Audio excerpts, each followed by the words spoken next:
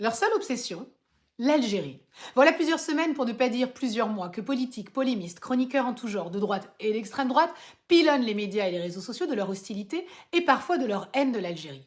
Les relations diplomatiques entre ces deux nations sont extrêmement tendues, mais en réalité, ont-elles été un jour apaisées? On ne se défait pas de son histoire, pas plus qu'on arrive à se défaire de ses mauvaises habitudes.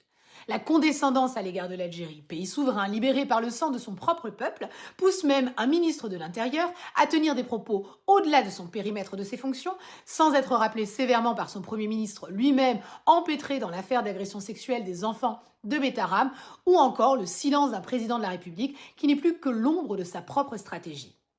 Focalisé sur la guerre d'Algérie, le grand public, lui, découvre à peine ce qu'a été la conquête algérienne. C'est la force du récit national, ou plutôt du grand mensonge national.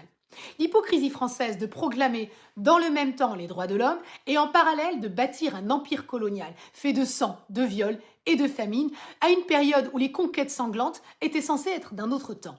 Un rien ne ravive cette histoire de domination et de confrontation. L'emprisonnement de Boualem Sansal, par exemple, où on ne réalise pas que si on somme l'Algérie de le libérer, c'est le meilleur moyen de le laisser croupir dans sa cellule. Ou encore ce journaliste Jean-Michel Apathy, qui a le courage de dire que la conquête algérienne fut aussi inhumaine qu'un Nouradour Suglan se voit être suspendu d'antenne quand les propos d'un Éric Zemmour sur l'islam, les Noirs, les Arabes, propos eux bien condamnés par la justice, ne l'empêchent pas pourtant d'être sur nos écrans. Dans un pays malade de son islamophobie et de son racisme, il n'en fallait pas plus à certains nostalgiques de l'Algérie française pour penser pouvoir faire un match retour. Et si l'on suit le point de vue tronqué, franco-français, si l'Algérie n'existait pas avant la conquête, si l'Algérie c'était la France, alors notre pays a vécu la plus sanglante des guerres civiles de son histoire et l'armée française a donc tué volontairement des Français.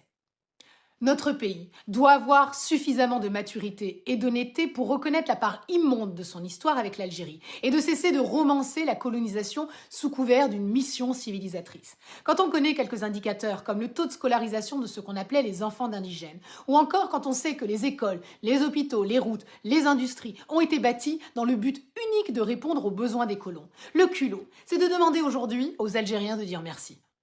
La méconnaissance, ou plutôt la mauvaise foi des polémistes, est de vouloir remettre en cause les accords d'Évian pour une poignée de visas. Quand on sait que les accords d'Évian ont surtout permis à la France de réaliser des essais nucléaires dans le Sahara, de conforter une position militaire et d'exploiter allègrement les ressources algériennes, et ce pendant des décennies après la guerre, pour le plus grand bonheur des entreprises françaises. Alors, ne vous y trompez pas, un certain nombre de tensions politiques et sociales que nous vivons dans notre pays ne sont que les déflagrations de notre passé colonial que l'on ne sait pas gérer. Que cessent donc les provocations stériles, que la diplomatie